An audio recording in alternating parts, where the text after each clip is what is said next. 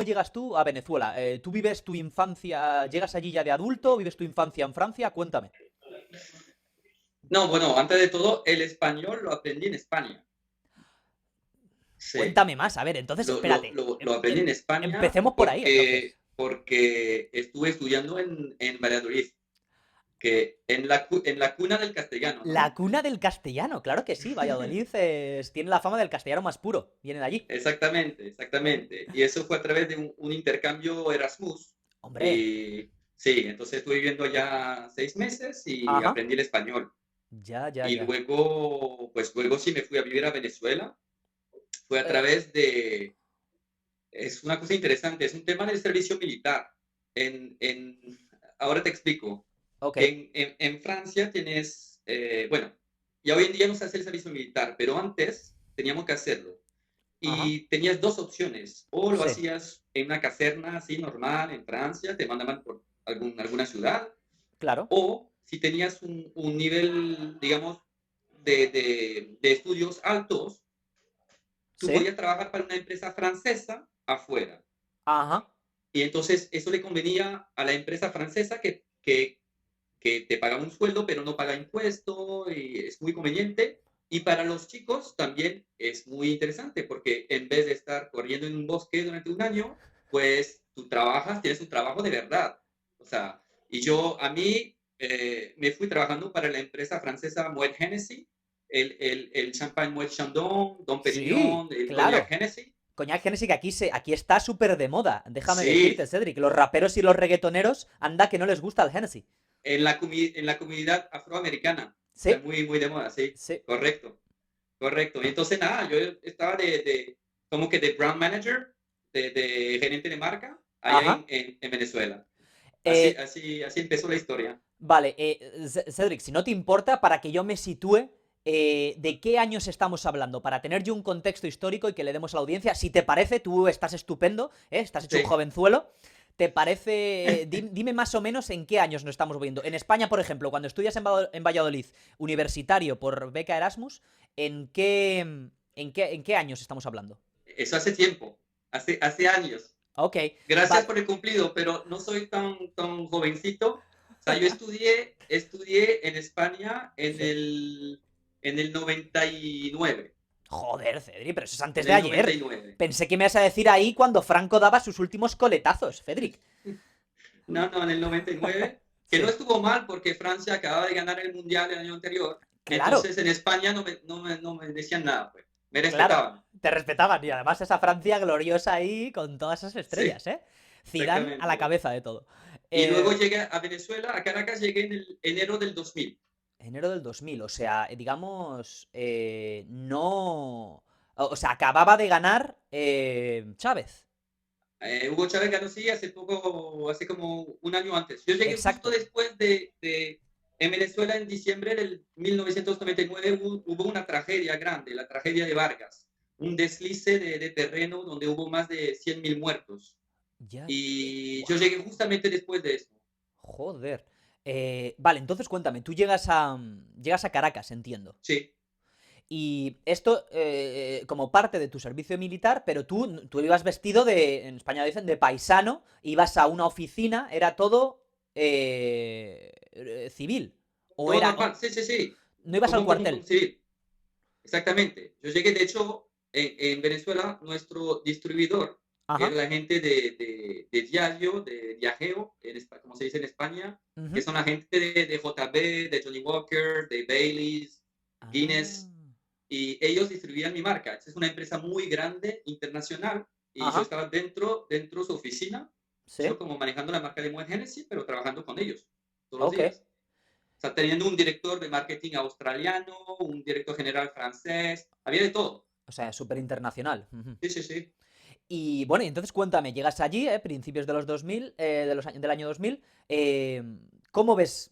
¿Cómo ves que te encuentras allí en esa Venezuela? Porque es interesantísimo, esto no lo habíamos hablado antes, que no sabía cuándo, en qué etapa llegas, pero tú entonces viviste esa etapa inicial dorada del chavismo, ¿no? En el que estaban todas las reformas que hacen que la gente le respalde o, digamos, refuerce el respaldo que le dio en las urnas. Sí.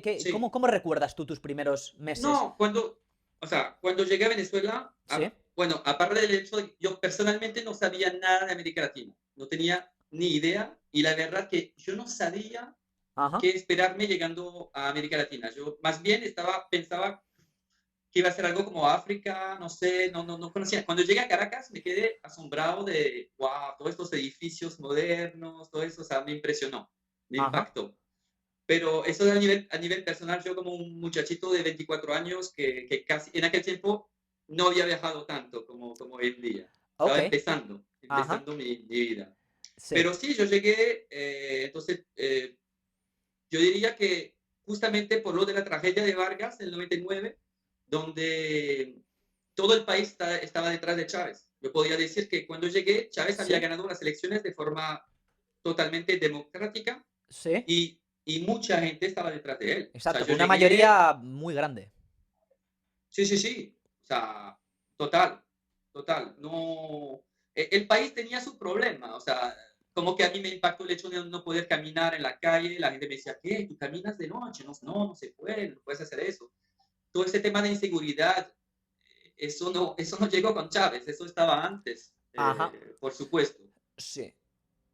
Soy consciente porque yo recuerdo de niño, también en los 90 mis padres fueron a Venezuela y me impactó mucho los contrastes cuando a la vuelta vinieron de lo que hablaban, de que alguien llevase un arma, un conocido que tenían allí que les hizo un poquito de guía y tal, iba con un arma, un civil con un arma y eso era perfectamente normal, que a partir de cuando caía la noche en los semáforos no te parabas, en fin, yo recuerdo contaban esto y ya te Exactamente. digo, antes de Chávez, mis padres fueron a lo mejor en el 94, 95, ¿sí? Entonces, eso yo creo que hoy en día no se menciona tanto, ¿verdad? Por la situación tan desgraciada que tienen, pero es una realidad que ellos tenían ya problemas con delincuencia, de falta de seguridad, de lugar duro y de mucho contraste rico-pobre antes de la llegada de Correcto. Chávez. Correcto. En cambio, tú ves, yo tengo un hermano mayor que él estuvo viviendo en Caracas también al principio de los años 80. Él estuvo 6 meses viviendo allá. Ah, Y sí, pero ¿cómo lo el describía? país que él conoció en aquel tiempo Ajá. es otro país. Él vivía en el pleno centro de la ciudad, salía todos los días, me decía que eso era pura fiesta, amor, paz, un país increíble. Y ya cuando yo estaba viviendo allá, a mí nadie me quería acompañar al centro de la ciudad, porque como el centro no se puede ir, muy peligroso, la gente no quiere ir. O sea, la gente de lo que decimos el Caracas del Este, la gente que tiene dinero, no ¿Sí? quieren ir al centro. Obviamente que hay muchos caraqueños que sí viven en el centro. Claro. Al final es el centro de la ciudad, pero qué interesante, claro, los que vivían un poco más en zonas más residenciales, entiendo, las afueras, quizás serían urbanizaciones cerradas, ¿no? Comunidades o lo que fuera. Sí, Ya, ya, ya, ya, ya. Y entonces, bueno, llegas, los primeros meses ves estos contrastes, tú notas, ¿qué sientes en lo que, al margen de estos problemas, tú notas cómo las cosas van evolucionando de manera positiva allí? ¿O qué recuerdas en ese sentido? Con el pasar de los. Yo al final estuviste un total de 3 años, me dijiste, fuera de cámara, estuve ¿verdad? sí 2 años y medio viviendo allá. Eh, no, o sea, a nivel de calidad de vida, o sea, yo no podía decir que las cosas van mejorando porque eh, rápidamente hay choques entre los pro y los contra de Hugo Chávez. Entonces, Ya. eso va creciendo todos los días, porque obviamente él llegó al poder y pues de alguna forma mucha gente que antes tenían ese poder, él se lo estaba quitando. Claro. Sí, hay un golpe de estado, de hecho, recuerdo. No sé si esto tú lo viviste o fue antes de que tú llegaras. En abril del 2000, yo estuve en la marcha, Ah, tú yo estuve en estuviste en la la marcha. marcha hacia Claro. Miraflor en aquel tiempo. Hombre, claro, sí, desde luego, porque a él se produce un golpe de estado satisfactorio y a él lo agarran los golpistas o la gente del ejército, Sí, ¿verdad? En su contra, lo agarran y se lo llevan a una isla, ¿verdad? Le tienen detenido allí correcto. varios días. Cuéntame, ¿cómo viviste eso? Pues mira, yo estuve en esta marcha, ¿Sí?